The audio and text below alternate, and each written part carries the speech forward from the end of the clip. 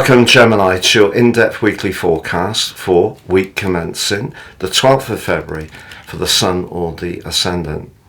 It could be that you've been grappling with quite a lot of financial issues of late, particularly with Venus, the planet of money, in your 8th house. Perhaps it's been to do with shared finances. Perhaps you've been considering things to do with pensions, investments, legacies, a property matter. Mars brought some extra urgency through its 6-week transit through that sector, and in a more personal sense, Venus, in terms of its relating guise with Mars also in your 8th house, may have made you much more conscious of intimacy, or where you're most invested, or perhaps where you're not. Now, Venus and Mars both move into Aquarius this week to join up with Mercury, which moved last week, but they're both going to combine with Pluto. Now, the 9th house is a beautiful part of your situation, not least because it shares the air triplicity with your sign. And it can be about freedom. If you've been working through some heavy stuff of late, it's possible that now you can get some sense of liberation. Or there could be another part of you that actually starts to want to change something quite fundamental in your situation.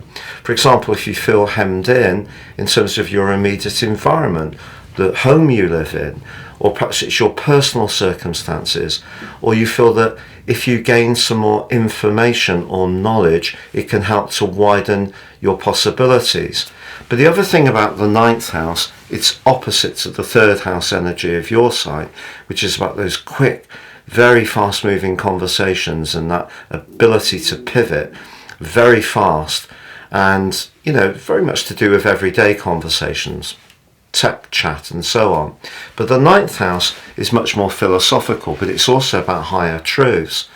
And because of Pluto being in the mix, it's possible that if there was some issues around the financial side of things that still need to be worked through, especially around contracts and legalities, there could be some important revelations this week which can be very good for you. You could get some professional guidance which gives you a lot of signposting, or perhaps you will need to think again about something and perhaps in some ways analyze parts of your nature in a more penetrating way that could be a little bit uncomfortable. So you may find yourself thinking very, very carefully about some of your principles and philosophies, and some essential truths could come into the open with Pluto's push. Now, this is much more likely to happen with some very notable, well-known public figures, and I'm sure you can work out who they may be.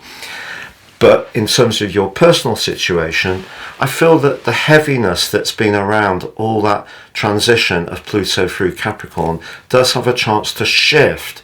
And it is exciting, but something is going to start evolving again. If you've ever thought, for example, of going on that world backpacking tour, living overseas, gaining a degree in a sort of adult situation and distance learning, or some kind of professional qualification, you can find yourself really inspired, not just this week, but over many moons to come. Now, of course, this week also sees the Valentine's Day on Wednesday.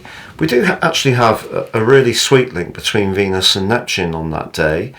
If there is someone that you feel very, very close to, that's a lovely link to have. But equally, if you're in a relationship where you feel that the other person doesn't really align with some of your values, that could become much more clear to you this week. And one of the things about the 9th house is it can be a need to escape something that isn't working. Mars, particularly in its conjunction with Pluto, is a very, very lusty combination, but it also could give you the desire to break away from, say, a relationship that's a bit anemic, doesn't have much spark, there's not much sexual chemistry. Then you may be looking to break free. Then again, you could find yourself attracted to someone who is a larger than life character, has a lot of knowledge, someone who comes from a completely different background or culture to you could be very intriguing indeed. Now, Friday's quarter moon occurs in your 12th house. Whatever you're feeling this week, good or bad, that's going to amplify it as the week draws to a close. Thank you so much for watching this sun sign forecast. If you'd like to ascend above this and embrace the power of more serious astrology, if you give me 3 pieces of personal birth data of time, date and place, or date and place, I'll produce for you your life roadmap report. This will give you searing insights to the patterns that are played out in your life so far and a much more intimate understanding of how you can work with those energies to your advantage. Also, within my special package of 30% off, you'll get your 12-month transit forecast, which interacts with your unique natal birth map, totally individual to you, and you can also get 30% off and your free zodiac, Chinese, Indian and love forecast for year 2024.